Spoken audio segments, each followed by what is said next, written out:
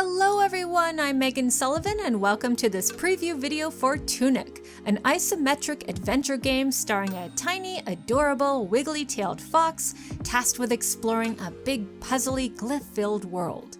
The demo for the game has been available to a select few for quite some time, but I finally got to play this quick 20-minute gameplay experience. How is it? It's actually pretty fun and very pretty and has massive amounts of potential. I'm looking forward to playing the full game, and here's why.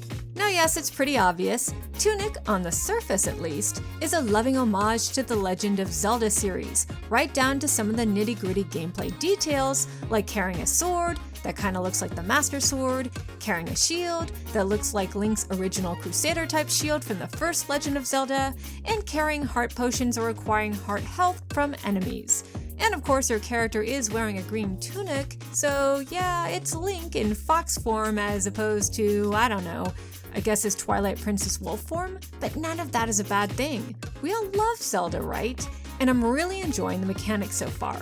You can conveniently map items to 3 buttons however you want, always appreciated. There's a dodge roll button that allows you to avoid damage as opposed to taking less damage with your shield, which gives you some strategic wiggle room against tougher enemies, each of which have a unique look and attack form. You can target lock these enemies, which is nice, and even tilt the camera for a bit of a better view. There are also lovely and conveniently placed fox statues that act as checkpoints and revive your health, the pink bar, and stamina, the green bar, through what looks like the passage of time, represented by passing light and shadows.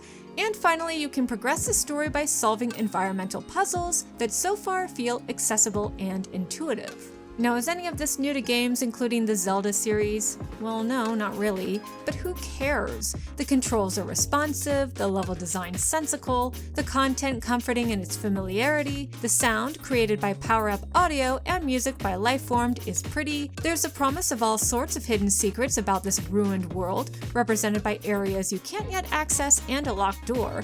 And can we talk about the graphics? They're gorgeous! I love the light and shadow effects and rich, saturated colors.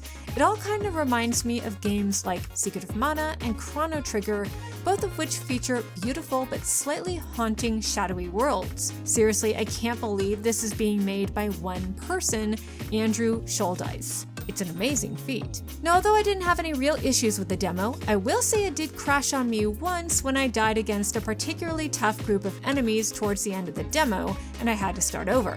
Luckily, the demo is so short it didn't matter, and I didn't have any other issues, so I'm not too worried about this, particularly since the intro does explain that the demo is relatively old and the game has come quite a ways since then. All in all, I'd say if you're a Zelda fan, enjoyed Secret of Mana, or just love a good top-down adventure game with an odd puzzle or two thrown in, I'd say keep Tunic on your radar. It might be well worth it.